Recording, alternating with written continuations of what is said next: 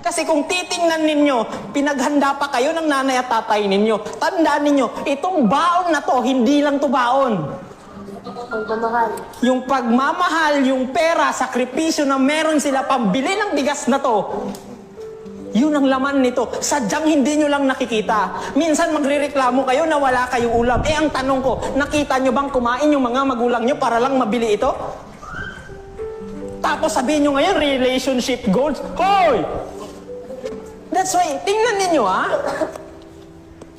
kung bawat bagay na tinitingnan ninyo o tinatanggap nyo sa pamilya ninyo, sa nanay o sa tatay mo, o OFW man yan o hindi, malayo man yan o hindi, kung titingnan nyo na yung mismo binigay niya, hindi lang basta pera, hindi lang basta baon, hindi lang basta damit, papasalamatan nyo sila.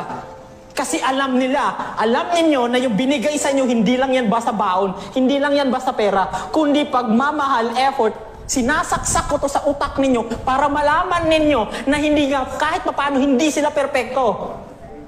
Pero kung papansin ninyo kung ano yung binigay nila sa inyo, kung marunong lang kayong magpasalamat, kahit papaano, sobra yung binibigay nila sa inyo. Pero ang tanong ko, alam nyo ba kung paano nila nakuha to? Subukan nyo ba, Sabado-Linggo, sumama kayo sa kanila. Pero hindi, uunahin sino? Si barkada, si jowa. Tapos ngayon magagalit kayo sa kanila. It is because ang gusto nyo lang, kayo lang ang intindihin. At hindi nyo sila gustong intindihin. Paano nyo sila maiintindihan kung ayaw nyo silang intindihin? Kung iisipin ninyo, tingnan ninyo, may cellphone kayo. Mang, pang, palitikog phone. Kahit tungod sa unsa. Mag-research ako. Pero anong ginagawa ng phone na to? It is because sa panahon ngayon, pag naging bobo kayo, hindi na kasalanan ng teacher ninyo, hindi na kasalanan ng tatay ninyo, hindi na kasalanan ng mga magulang ninyo, or ng ibang tao. Lalong-lalo na pag may cellphone kayo. Bakit? 10 peso lang ang kailangan mo. Kahit 5 peso nga lang, malalaman mo kung ano yung gusto mong malaman. Maybe hindi lahat, pero kung may gusto kong malaman sa subject na meron ka, pwede mong matutunan.